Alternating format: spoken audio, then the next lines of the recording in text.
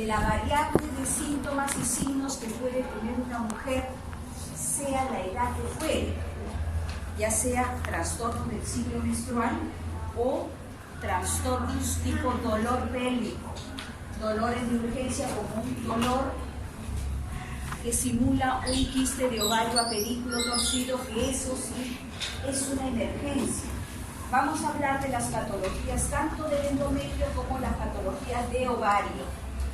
Quisiera por favor que dejen los celulares, no se distraigan, y vamos a hablar ya con este preámbulo de la famosa hiperplasia endometrial. Quiero más o menos saber cómo estamos ubicados. Doctor, ¿qué cosa es la hiperplasia endometrial? Bueno, es un aumento del número de células. Es un aumento en el número de células de los endometrios, ¿no? ¿Qué es el endometrio, doctor?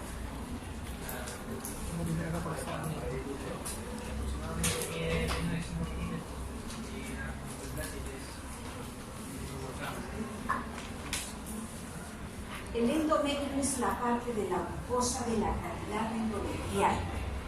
¿Tienen una idea, doctorita, cómo es el epitelio del endometrio? Esto ya es histología, porque no vamos a hablar de anatomía, de histología, ni urología, porque es obvio que eso ya lo maneja.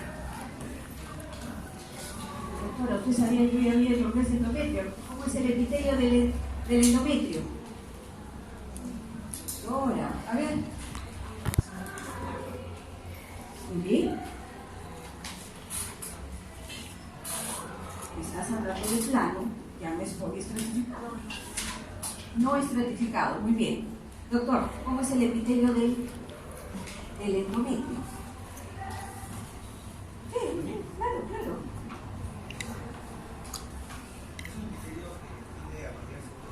La doctora dice que es un epitelio plano, no estratificado, muy bien, cilíndrico. ¿Qué más, doctora? A ver, Silvius. Dígame usted. Sí es. Hay cilíndrico, ciliado, glandular. Esto es importante. ¿Qué tiene que ver? Ya lo han manejado en las clases del ciclo menstrual, y nosotros tenemos que ubicarnos para saber qué patologías pueden ser confundidas con relación a la hiperplasia endometrial. La que sigue, por favor. Entonces, fíjense, este concepto, no sé si acá tenemos, antes de hablar eso rápidamente, vamos a hablar de la anatomía someramente. ¿Por qué? Porque tenemos que ubicar, a veces no nos damos cuenta de dónde está el útero y cómo está conformado. Ya saben que tiene un cuerpo y tiene un cervix y el fondo. A veces cuando tenemos las patologías endometriales, el crecimiento es a nivel del fondo, a nivel de las paredes laterales del endometrio, a nivel casi cerca, entrando al endocervix. Entonces el patólogo nos tiene que ubicar y nos tiene que decir: estas células son del endocervix, son del endometrio. ¿Por qué? Porque en el endocervix tenemos células glandulares tan igual que el endometrio. Entonces cuando la mujer sangra, este sangrado viene del exocervix, este sangrado viene del endocervix o viene del endometrio, y el patólogo tiene que prácticamente ubicarnos según la sintomatología que se le pone en el reporte operatorio a la paciente para diagnosticar. Fíjese el tamaño del útero, 7.5 por 5, y el grosor aproximadamente 2 centímetros, doctora. ¿Quién me dijo el grosor? Por acá. 2 centímetros. Va a depender mucho de la fase del ciclo menstrual. ¿Cuáles son las fases del ciclo menstrual? Proliferativa y secretora. En función a eso nosotros vamos a medir el endometrio, y va a depender mucho si la mujer tiene ciclos menstruales todavía, es una puber, es una adolescente, es una mujer en edad reproductiva, o simplemente es una mujer menopáusica, posmenopáusica, que va a cambiar el grosor epitelial. ¿La que sigue? Fíjense dónde está ubicado el útero, sé que lo saben. ¿Alguien ha entrado a una cirugía donde se ha hecho una histerectomía abdominal? ¿Sí? Levante la mano, ¿cuántos han entrado a las cirugías? ¿A poquitos? ¿Sí? ¿Ha entrado usted, doctor? Vaginal y por vía abdominal no. Ahí vemos más fácil cómo está ubicado, fíjense, situado el útero entre la vejiga y el recto, ¿no?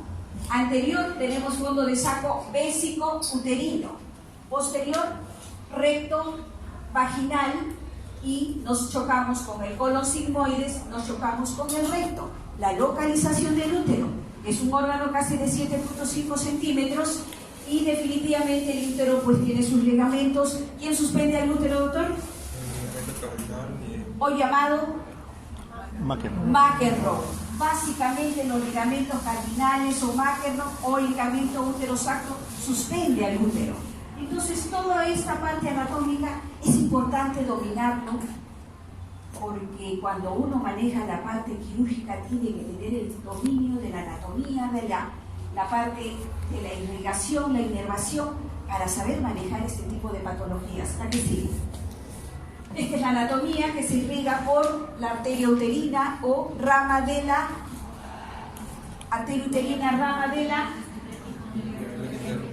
la ilíaca interna o hipogástrica, ¿no? Esta es la irrigación del útero. Estos son los plexos venosos, que es importante manejarlos. ¿La que sigue? Y esta es la anatomía básicamente ya propia, la irrigación propia del endometrio. Fíjense, arterias arcuatas, arterias basales y las espirales. Todo esto sufre cambios periódicamente a través del ciclo menstrual. La próxima. Tiene su inervación a través del plexo hipogástrico, plexo uterovaginal y todos los nervios esplánicos. Esto para fines de manejar la terapia de dolor. Que sí. Fisiológicamente tenemos que saber cómo funciona el ciclo menstrual, que el puntal muy importante es el estímulo hormonal de los estrógenos y la progesterona según la fase por acción a nivel del hipotálamo. Se comanda las gonadotrofinas, función de la LH, FSH, todo esto ya ustedes lo han manejado y han dado examen al respecto, pero esto es la función importante que tiene el endometrio para ser preparado para la nidación o la implantación, que a la larga esa es la finalidad del manejo en forma fisiológica. La que sigue. La histología, ya sabemos, la capa funcional y la capa basal. La que periódicamente tiene cambios es la capa funcional, que tiene una zona compacta y una zona esponjosa, y básicamente la zona basal. Nos referimos al endometrio, las glándulas que pueden ser rectilíneas, espiraladas o el serrucho. Va a depender en el momento del ciclo que se encuentre este tipo de pacientes. ¿La que sí? Bien, una vez que tenemos ya prácticamente un preámbulo como en la anatomía, como en la histología y la fisiología, vamos con los conceptos. Fijar bien los conceptos. La definición de la hiperplasia endometrial viene a ser un conjunto heterogéneo de lesiones patológicas que van desde las zonas de proliferación, que pueden ser reversibles, hasta las lesiones precursoras del cáncer de endometrio. Entonces, básicamente, una hiperplasia, ven acá, que puede ser reversible. No todo es cáncer. Proliferación glandular de forma y tamaño regular con aumento de la relación glándula y estroma. Entonces, todos estos cambios lo vemos prácticamente durante el ciclo menstrual, en las fases de las niñas que están en la etapa premenstrual por primera vez, y todo va a cambiar cuando la mujer llega a la etapa de la perimenopausia, menopausia, que ya es diferente. La que sí. Si hablamos de grupos etarios, si hablamos ya propiamente de la epidemiología, la hiperplasia endometrial en el mundo es más frecuente en los países en desarrollo. En Estados Unidos la gente es más obesa, tiene estilos de vida muy diferentes, tiene, digamos, baja probabilidad de que esta mujer tenga una vida de actividad física. Entonces, acá hay varios, digamos, grupos de estudiosos que dicen que el promedio de la hiperplasia endometrial está alrededor de los 50, 54 años, que es promedio. Pero va a depender de la patología propiamente, ¿no? La que sigue. Tenemos varios grupos, que es lo que más nos interesa. Esto no quiere decir que al adolescente puede tener una hiperplasia, por supuesto que sí, pero sobre todo hiperplasias reactivas por influencia hormonal. Eso es un grupo diferente. Acá tenemos la premenopáusica asintomática. Quiere decir que puede tener hiperplasias endometriales sin cambios, sin atipia, en menos del 5%. Y las hiperplasias endometriales con atipia, menor del 1%. Premenopáusicas. Capten bien esto, premenopáusicas. Pero cuando estamos con las pacientes premenopáusicas que tienen sangrados uterinos anormales, ya la hiperplasia prácticamente se torna más frecuente, un 20%. Y las posmenopáusicas hay con atipia y sin atipia. Sin atipia 4%, y una mujer posmenopáusica pues no puede tener sangrados, ya me hace pensar que estoy frente a una patología preinvasiva o una patología oncológica pura. 24% en las posmenopáusicas. La que sigue. Fíjense, hay una serie de cambios patológicos funcionales donde intervienen los cambios de mutaciones. Yo lo que quiero es que graben qué tipo de genes se pueden alterar, porque en realidad estamos en la era de la biología molecular, estamos en la era prácticamente de la genómica, donde el factor genético tiene un rol muy importante. Y acá miren el PTM, el CRAS, la inestabilidad de microsatélites, beta-catenina, P53, 16, etc. Esto va a ser alterado y por ende llevar a una hiperplasia endometrial y de repente a un cáncer endometrial. Sabemos que hay alteración genética y cuáles son los genes. La que sí. Fíjense, ya más o menos ubicando qué genes están alterados y qué genes tienen mayor predisposición a poder hacer una hiperplasia endometrial o un cáncer de endometrio. Uno bien conocido es el PT, prácticamente lleva a una hiperplasia endometrial en un 36%. Y sin embargo, este mismo gen puede terminar con un cáncer de endometrio casi hasta el 83%. Lo mismo la última, la beta-catetina, más frecuente en cáncer de endometrio, un 80%. Toda esta variedad de genes pueden estar alterados y esto nos permite ahora hacer un estudio genético a la paciente. La que sigue. Esto es lo mismo, termina siendo, estos genes nos permiten incluso a la hora de hacer la biopsia con el tejido que se saca a través de las biopsias, nos puede permitir saber qué grado de diferenciación tienen estos tejidos, si son agresivos, es decir, bien diferenciados, medianamente diferenciados, francamente indiferenciados, nos va a permitir esta secuencia de estudio genético. La que sigue. Una de las cosas que siempre recalco a todos los jóvenes que pasan por estas aulas es aprender a identificar factores de riesgo para cualquier enfermedad. Ahora estamos con la hiperplasia endometrial.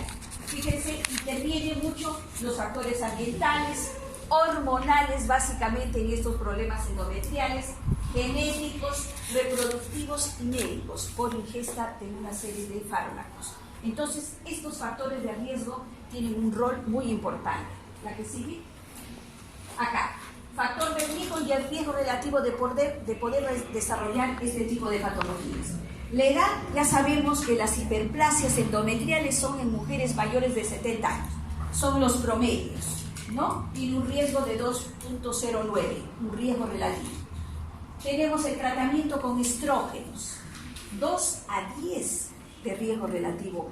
Hubo una época, en las épocas de los 80, 90, en la cual todo era hormonoterapia de reemplazo por un simple bochorno, por sudoración profusa, por cambios cuando la mujer estaba en la etapa perimenopáusica y producíamos todos estos problemas. Por eso se le atribuyó al efecto de la hormonoterapia de reemplazo que no debería recibir una mujer por lo menos más de 5 años. ¿Por qué? Porque producen estas hiperplasias. Y si hay una influencia genética, con toda seguridad podría desarrollar un cáncer de endometrio. El uso de tamoxifeno. El tamoxifeno es un antiestrógeno que se usa mucho para prevenir el cáncer de mama y, fíjense, tiene un riesgo relativo de poder hacer hiperplasia y muchas veces cáncer de endometrio. La menopausia tardía, la nuliparidad, el síndrome de ovario poliquístico tienen riesgos relativos, ahí están las cifras. La obesidad, fíjense cuánto, 2 a 4 riesgo relativo para hacer hiperplasias. La diabetes y los síndromes genéticos como el síndrome de Lynch y el síndrome de Cole. Doctora, ¿qué es el síndrome de Lynch? ¿Sabe? ¿Qué? No se acuerda o sabe, doctora, porque deben haberle dicho los profesores o ha visto pacientes. Síndrome de Lynch. ¿Alguien sabe?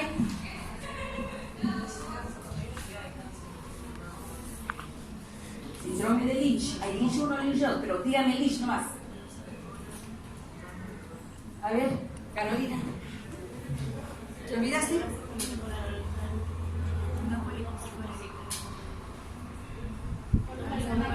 Cáncer de colon, endometrio, mama. Esto es importante que lo sepan. ¿Por qué? Porque viene una paciente con cáncer de colon. Ahí terminó el cáncer de colon y nadie la derivó para hacerle un estudio genético. Y en el camino, si le hacen un estudio genético, esta señora se puede descubrir que tiene un cáncer de mama o de repente un cáncer de endometrio. Entonces podemos aplicar la parte profiláctica en este grupo de pacientes. ¿Y el síndrome de Cowen? ¿Qué cosa es el síndrome de Cowen, doctor? ¿Nada? ¿Alguien sabe? ¿Es? ¿Alguien más? A ver, doctor, usted del fondo, ¿usted sabe esto? Síndrome de Cowen. Tienen que familiarizarse con la parte genética. Tienen que familiarizarse con la parte genética. ¿Alguien? Doctora, usted que está concentradita, ¿cómo es? ¿Usted? Nadie.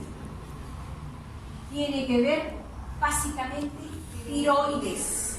Tiroides, puede haber mama, puede haber endometrio.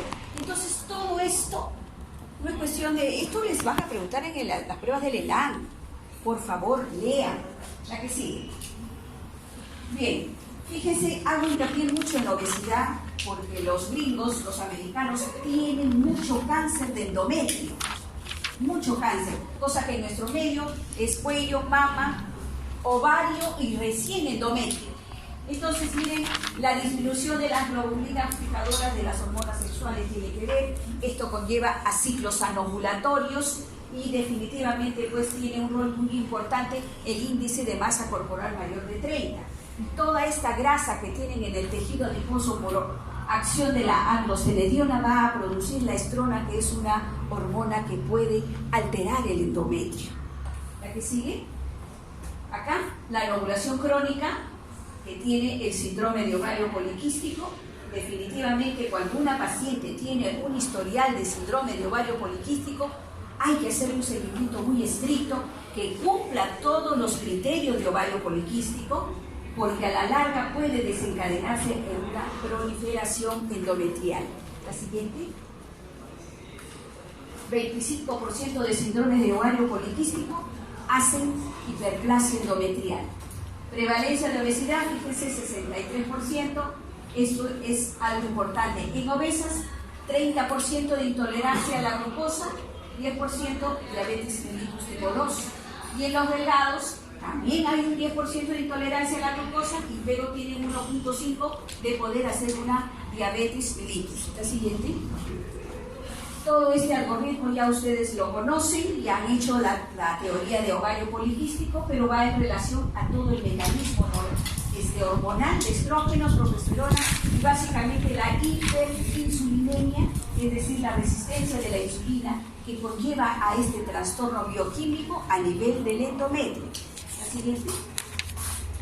Le decía el tamoxifeno, modulador selectivo de los receptores de estrógeno y aumento del riesgo en las posmenopáusicas. Por eso todo paciente que recibe tamoxifeno si tiene un cáncer de mama o quiere hacer una prevención, primero, ¿qué le pido? ¿Qué le solicito?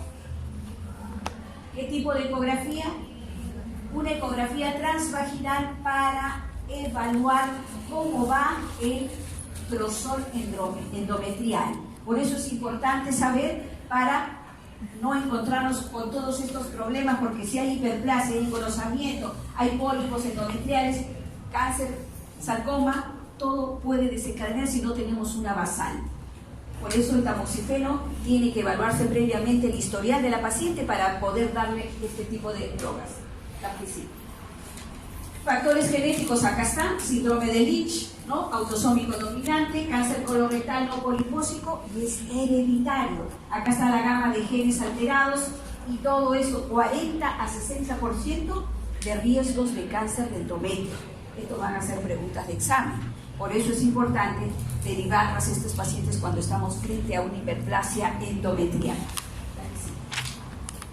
Factores protectores, se habla mucho de los anticonceptivos orales que disminuyen en un 50% la hiperplasia endometrial, el tabaquismo, principalmente posmenopáusicas, los ejercicios hablan de un riesgo relativo muy bajo, y el café lo menciona, pero en realidad esto es bien difícil comprobarlo.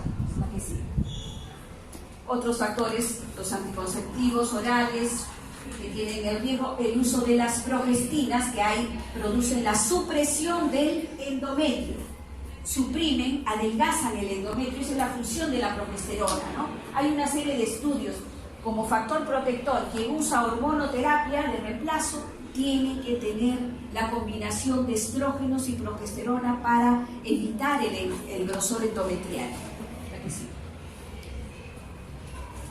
Que la progesterona, fíjese, antagonista de los efectos de los estrógenos, induce a la regresión endometrial, previene la progresión del cáncer con un riesgo relativo de 0,5 a 0,7. Entonces es muy importante cuando usan hormonoterapia de reemplazo, tenemos que adicionar la progesterona. Bien, clasificaciones, tenemos diversas clasificaciones que han ido cambiando, pero lo que quiero que quede claro, a partir del 86 se habla de hiperplasia simple, se habla de hiperplasia compleja.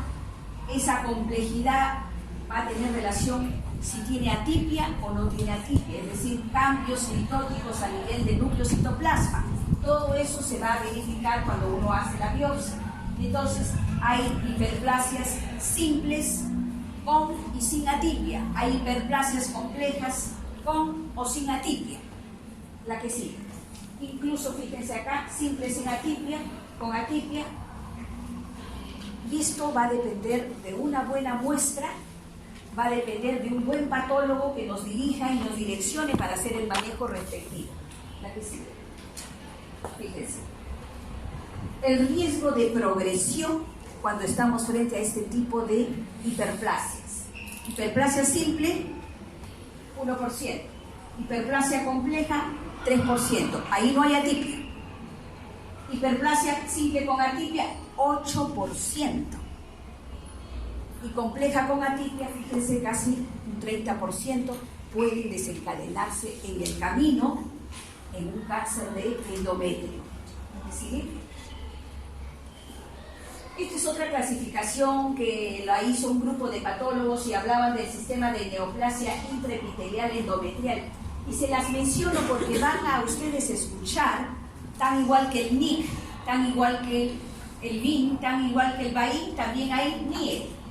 Pero esto ha ido entrando en desuso porque no se ponen de acuerdo los mismos patólogos, es poco utilizado, pero si me viene esto yo tengo que estar alertas. Hay una neoplasia intraepitelial endometrial. La que sigue. Estas son las clasificaciones que se han ido dando a través de los años y hablan también de hiperplasia sin atipia, con atipia, el borderline y el carcinoma. ¿La que sigue? Bien, ¿cómo se manifiesta clínicamente una hiperplasia endometrial? Básicamente con un sangrado uterino anormal. Por eso ustedes tienen que tener un poco de dominio de cuáles son los tipos de alteraciones del ciclo menstrual. ya sea hipermenorreas, polimenorreas, menometrorragias, que son los síntomas claves de estas patologías y se traduce como un sangrado uterino anormal. En jóvenes, las jóvenes prácticamente cursan con ciclos anovulatorios, meses y de un momento a otro ese endometrio se desfacela y se viene con sangrados copiosos. En las posmenopáusicas puede haber sangrado en una atrofia endometrial. Prácticamente no hay capa funcional. Está la capa basal y puede haber sangrado en un 5%. La hiperplasia endometrial y los pólipos endometriales causan un 40% de sangrado uterino anormal. Y por ende, el cáncer de endometrio de por sí causa un 7% de sangrados anormales. La que sigue. ¿Se hace o no se hace tamizaje en patología endometrial? Esto es muy importante que lo sepa, que lo ubique. ¿Por qué? Cuando nosotros hacemos un Papa Nicolau, ¿de dónde sacamos células? A ver, lo que se duerme, despiértese, por favor. Doctor, cuando hacemos un Papa Nicolau, ¿de dónde sacamos células?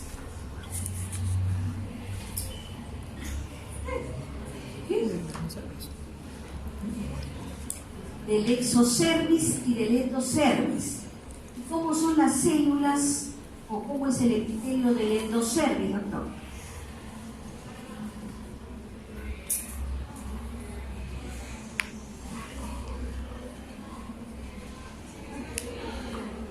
¿Cómo es el endocervix? A ver, doctor, usted, ¿cómo son las células del endocervix? Doctor, ¿cómo son las células del endocervix? ¿Qué tipo de epitelio tiene? ¿Qué apellido usted? ¿Usted, doctor? ¿Usted? Doctor Párez. ¿Cómo se apellida?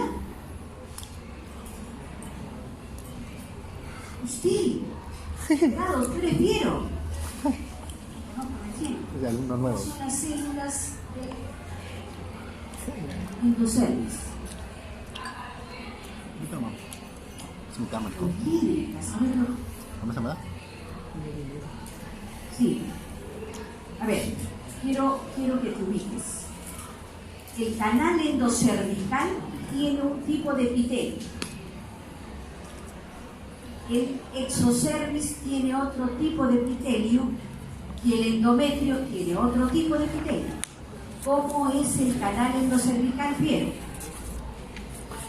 ¿Sabes o no? No sabes. ¿El exocervix? ¿Cómo es el exocervix? Tampoco. A ver, la miraste en el teléfono. ¿Qué fue? ¿Qué cosa es cilíndrico? El endocervix tiene una monocapa cilíndrica, ciliada, mucípara, mucosa. ¿Y el exocervix, doctora? ¡Ay, doctora! Tiene derecho a equivocarse. ¿Qué más?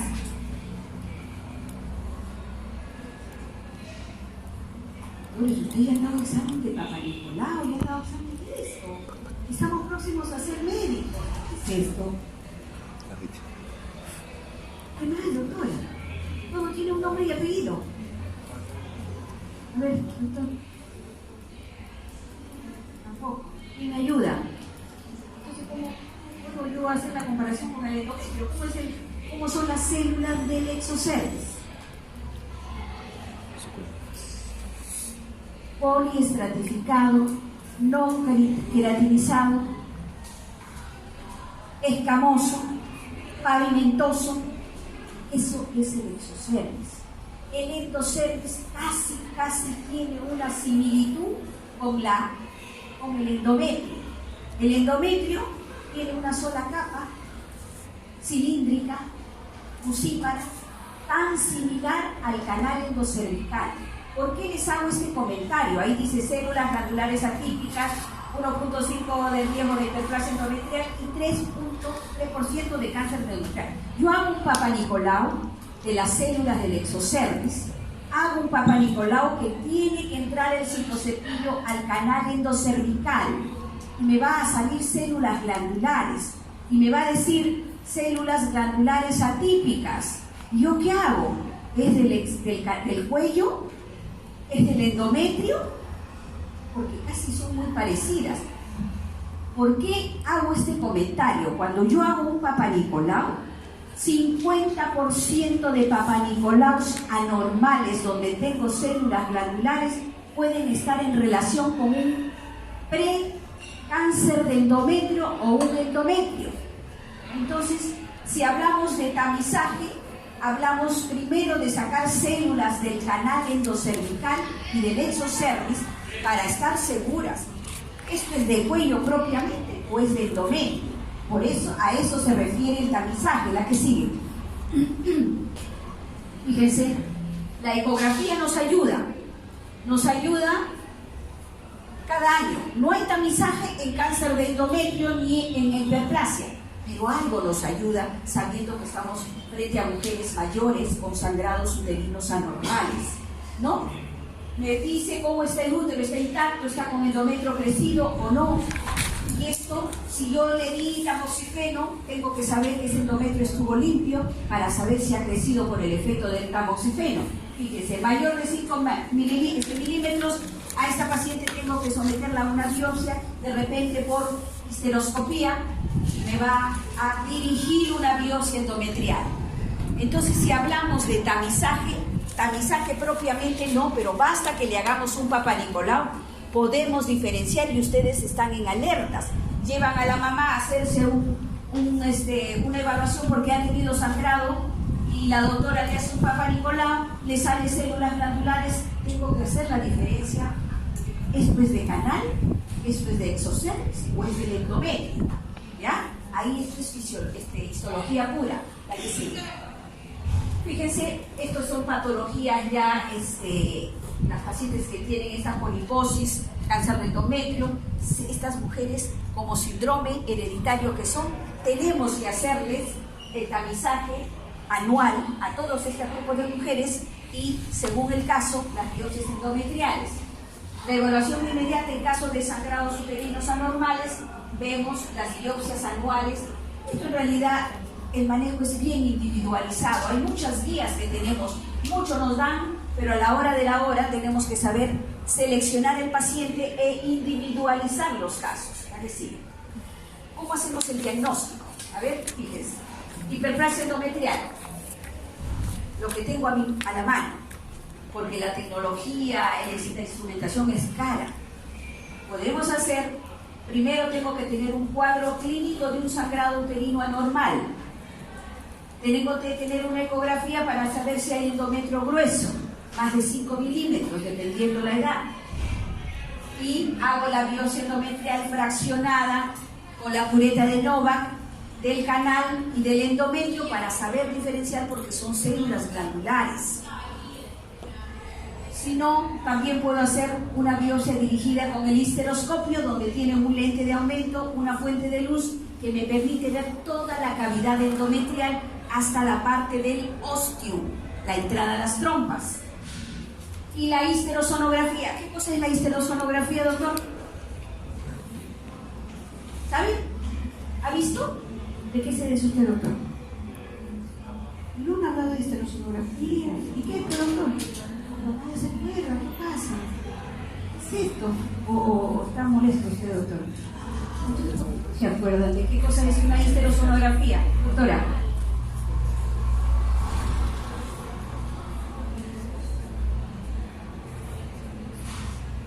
Se echa cloruro, se insufla, se ve, lógicamente por el ecógrafo nosotros estamos visualizando, hay pólipos, como dice la doctora, hay miomas unicosos, hay grosor endometrial, hay tumores grandes, todo se puede ver, pero esto no es tan rutinario porque es un procedimiento bien doloroso, pero hay que plantearnos, ¿no? La que sigue. Entonces, siempre haciendo los diagnósticos diferenciales de la hiperplasia endometrial. Fíjense, partimos por las patologías benignas, son pólipos, es adenomiosis, porque también la adenomiosis hace que el útero crezca. Hay miomas uterinos, sobre todo los miomas ¿de qué tipo, doctor? ¿Miomas de qué tipo? ¿Que está en la cavidad? ¿Saben qué tipo? Doctor, ¿qué tipo? Submucoso. ¿Qué otros hay? Cero. Subserosos, intramurales. Entonces es importante hacer la diferenciación. Las iatrogénicas, cuando la paciente está con ingesta de anticoagulantes, esteroides, quimioterapia, anticoncepción hormonal, tenemos que saber que esto también causa trastornos del ciclo menstrual, un sangrado uterino anormal. Y enfermedades sistémicas, trastornos de coagulación, hipotiroidismo, enfermedad renal, hepática, y siempre haciendo el diagnóstico diferencial del cáncer cervicuterino con el cáncer de endometrio, porque todo está junto. Generalmente los cánceres en sus etapas iniciales son microscópicos, no lo vemos. Entonces mucho tiene que ver acá la biopsia, ¿ya? Fíjense acá, miren, la ecografía, de acuerdo al ciclo menstrual, la fase proliferativa, la fase secretora, ¿cuánto puede llegar? 14 milímetros. Esto es normal en el buen sentido de la palabra cuando la mujer tiene un ciclo adecuado, ¿no? Entonces es diferente que yo terminé de arreglar, me hago la ecografía y me sale 15, 20, eso no es normal porque acabo de terminar de arreglar, ha habido un desfacelamiento endometrial. Entonces tenemos que hacer siempre unidad clínica con el ciclo menstrual y la sintomatología de la paciente. ¿Qué sigue? Lo mismo, fíjense, todo va en función al tamaño del grosor endometrial para hacer nosotros la biopsia, sobre todo en mujeres posmenopáusicas. Este es nuestro gran problema, nuestra gran alarma, que nosotros tenemos que tener muy claro el valor de corte, que es de 5 milímetros, valor predictivo positivo prácticamente 87%, especificidad 96% y la parte de sensibilidad 100%. Entonces, un endometrio de 5 milímetros para adelante de una mujer posmenopáusica hay que estudiarla, tenemos que estudiarla, ¿verdad que sí? Y esto es ya cifras prácticamente que van en relación al cáncer de endometrio, en función al tamaño del endometrio, si es mujer menopáusica, posmenopáusica, mayor de 5, riesgo 7.3%. Esto es ecografía. Esta es la histerosonografía, que es el estudio de la cavidad endometrial mediante la infusión de solución salina transcervical, que nos ayuda mucho. Y vemos cómo está el endometrio, mira la sensibilidad que tiene, casi un 80%, pero la especificidad es 40%. Va a depender del resultado de la pieza, que el patólogo nos diga esto es hiperplasia versus cáncer de endometrio. La biopsia de endometrio, indicaciones menores de 40 años o 45 cuando estamos frente al sangrado uterino anormal. Entonces, hay diferentes metodologías para hacer estas biopsias. Hay la biopsia con la cureta de Nova. ¿Conocen la cureta de Nova, no? ¿Sí? ¿Han visto hacer biopsias con cureta de Nova? Levanten la mano, por favor. Nadie dice nada. ¿Uno nomás? ¿Dos? ¿Nadie más? ¿Han hecho biopsias o han visto hacer biopsias con cureta de Nova? La cureta de Nova entra al canal endocervical y al canal endometrial. Fracciona. Entonces hacemos biopsia con la cureta de Nova de forma fraccionada, diferenciando de dónde es la muestra. Hay una cánula de Pipel que nos ayuda, que es mucho más efectiva, fíjense, 98%, solo que el problema es costos, que lo podemos hacer sin necesidad de poner anestesia. Súbase a la camilla, utilizamos esta pipeta y sale el tejido endometrial. Bien. La histeroscopía, visualizar la cavidad endometrial, fíjense todo lo que vamos a ver, tiene una buena especificidad también del 81%, sensible 91%. Pero lamentablemente esto no son exámenes rutinarios porque son costosos y a veces en los hospitales tenemos listas de esperas muy largas y no damos tiempo, preferimos hacer la biopsia con la cureta en forma ambulatoria y en el mismo momento cuando llega la paciente. La que sigue. Esto es un algoritmo que tenemos que tener en cuenta, fíjense, a través de la ecografía, si tenemos un endometrio menos de 5 milímetros, podemos hacer la vigilancia, pero si hay recurrencia del sangrado uterino anormal, ya planteamos la histeroscopía con la biopsia respectiva. Y esto nos va a ver, ¿hay hiperplasia o no? Y si es mayor de 5 milímetros, biopsia endometrio, prácticamente nosotros vamos a hacer un diagnóstico de la hiperplasia o del endometrio crecido, ¿es atrofia o es un cáncer de endometrio? ¿La que sigue? Como tratamos rápidamente, siempre optar por un tratamiento conservador. Estamos hablando de hiperplasia endometrial, no de cáncer.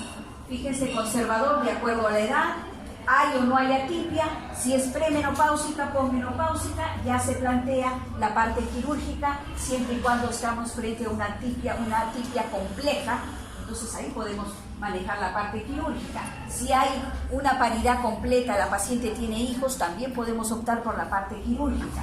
La parte conservadora se limita siempre y cuando la paciente no tenga hijos o no quiera ser intervenida, no quiera someterse a una histerectomía, a una terapia ablativa, muchas veces que ahora vamos a mencionar, ¿la que sí?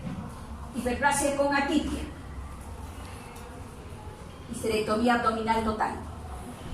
O podemos darle progesterona en altas dosis, porque tenemos que preservar la fertilidad. Eso podría ser una opción y hacerle un seguimiento, ¿no? Pero sin embargo, si son pacientes posmenopáusicas, pues planteamos la histerectomía con salpingocolectomía bilateral. Con ellas no hay problema. ¿La que sigue? El uso de las progestinas, activación de los receptores de progesterona, produce una desincronización estromal y esto nos ayuda. Y hay activación de los receptores de estrógenos y progesterona, y el estradiol prácticamente sufre el proceso de los cambios a nivel del estrógeno. Siempre, ¿cómo damos las progestinas? Baja dosis los primeros días, 12 a 14 días por mes. Tenemos la medroxiprogesterona, tenemos la progesterona micronizada y el mecostrel. Estas son medicinas que hay que tener experiencia para manejar, porque a veces los pacientes les dan la progesterona y la paciente se pierde y viene con trastornos más marcados del ciclo menstrual. La que sigue. Dosis altas ya por 21 días, lo mismo. Esto nos permite conservar ese endometrio, no optar por la parte quirúrgica con el uso de progesterona. La que sigue. El seguimiento es muy importante. Durante los 3 meses después de una biopsia endometrial hay que tener en cuenta, esto progresa, aumentamos o no la dosis de progestágenos o nos vamos a hacer una cirugía como la histerectomía abdominal. Va a depender de la evolución de cada paciente, ¿ya? Tratamiento quirúrgico. Si estamos frente a una hiperplasia endometrial con atipia, ya tiene una paridad satisfecha, le planteamos la parte quirúrgica, le podemos hacer una histerectomía extrafacial tipo 1 o el estudio transoperatorio. ¿Saben a qué se refiere el estudio transoperatorio? ¿Saben? Eso se llama biopsia por congelación. Saco el útero, se va al patólogo, esperamos, muchas veces esperamos a 1 hora y les dice libre de neoplasia, libre de atipia, ahí quedó todo. O si hay un cáncer de endometrio, pasamos a un estadiario, ¿no? Entonces es muy importante. Cáncer de endometrio subyacente hasta un 47% en pacientes que tienen estas hiperplasias. Riesgo de cáncer de endometrio concomitante con la hiperplasia endometrial, 25 a 59%. La que sigue. Existe una ablación endometrial. Prácticamente pacientes que no quieren sacarse el útero, ya sea por paridad o simplemente pues hay mitos, no, que si me quedo sin útero no voy a sentirme bien, en fin. Tiene un 73% de efectividad y no está recomendada para las hiperplasias endometriales. ¿Ya? La que sigue.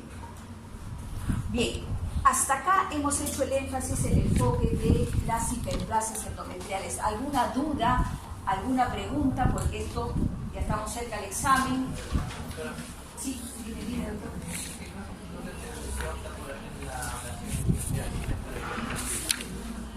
Básicamente, cuando la paciente no quiere perder el útero, prácticamente nada más, abrazamos toda la parte funcional hasta la capa basal. Porque ¿qué puede pasar con él cuando no hay experiencia en ablación? ¿Qué puede pasar? Me agarro toda la funcional y toda la basal. ¿Qué sucede? Se pegan las paredes. Eso es el famoso síndrome de Usher. Por eso hay que tener mucho cuidado. No es un tratamiento habitual. Hay que tener mucho cuidado aquí y la experticia que pueda tener el profesional. ¿Ya? ¿Alguna otra pregunta?